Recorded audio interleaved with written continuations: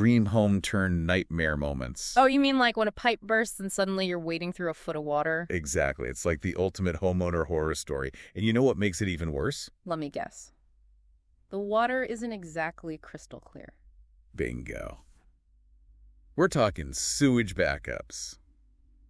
That's right, folks. Today's deep dive is going to get real. We're talking about how to prevent your home from turning into, well, you get the picture. Not the most glamorous topic, I'll admit, but trust me, it's important. Absolutely. And lucky for us, we've got some solid info to work with here. City of Toronto, they've got some pretty specific guidelines about all this. So let's jump right in, shall we? Let's do it. All right. Our mission today, to demystify the wonderful world of backwater valves. Ah, yes, those mysterious devices that... What exactly do they do? Great question. See, even the name backwater valve sounds kind of like, I don't know, medieval plumbing or something. Medieval. I was thinking more along the lines of steampunk, but I get your point. They sound complicated, but they really aren't. So break it down for us. What is this thing, and why should we care? All right, so imagine this. You've got your pipes, right?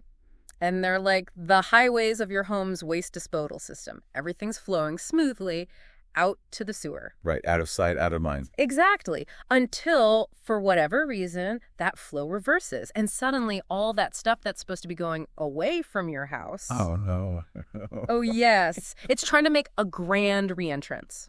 That's where our hero, the backwater valve, comes in. Okay, so it's like a one-way gate. You got it.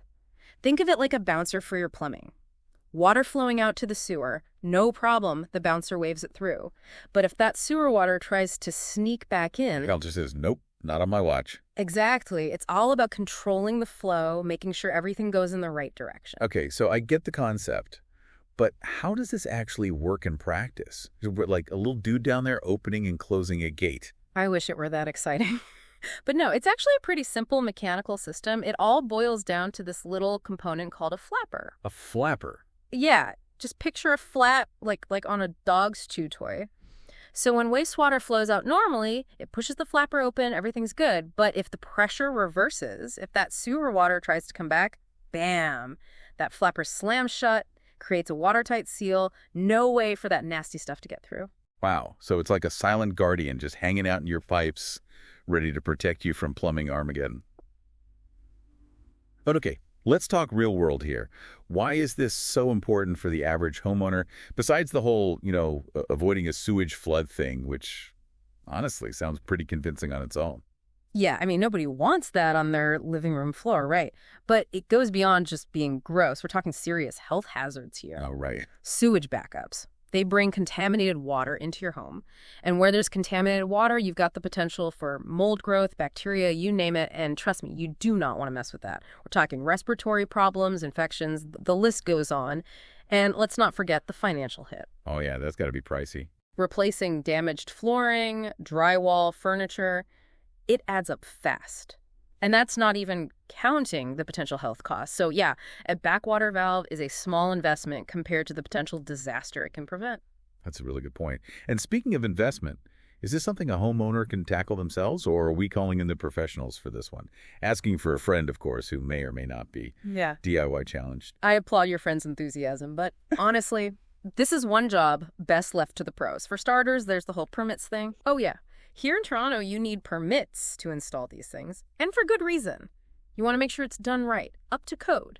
And that's where the pros come in. They know the ins and outs of the city's plumbing code, like where the valve needs to be positioned in your system for maximum effectiveness. And it's not as simple as just, screwing a few pipes together. There's a lot more to it. Plus, once it's installed, a city inspector needs to give it the okay. Okay, that makes sense. So it's not just about following the rules, it's about making sure it actually works the way it's supposed to. Exactly. It's about peace of mind. You don't want to be lying awake at night wondering if you installed it correctly. Right. Leave it to the experts who eat, sleep, and breathe plumbing codes. So we've talked about the what and the why of backwater valves. Anything else our listeners should keep in mind? It's interesting. When you think about how beneficial these things are, it really makes you wonder. Wonder what? Well, if they're so good at preventing these costly, messy, potentially dangerous situations, shouldn't they be mandatory in all hell homes? Well, it's a good question. I mean, it seems like a no-brainer, right? But I imagine there are arguments on both sides. Exactly. It's a complex issue with factors like cost, feasibility, maybe even personal choice to consider. Just something to think about. Definitely food for thought. And that, my friends, is a wrap on our backwater valve deep dive. Not the most glamorous topic, maybe, but definitely an important one. So next time you're thinking about home improvements, remember the humble backwater valve. It might not be flashy, but it could save you a whole lot of trouble down the road. And hey, if you're in Toronto, remember to check out those city guidelines we talked about. They're a great resource. Thanks for diving deep with us.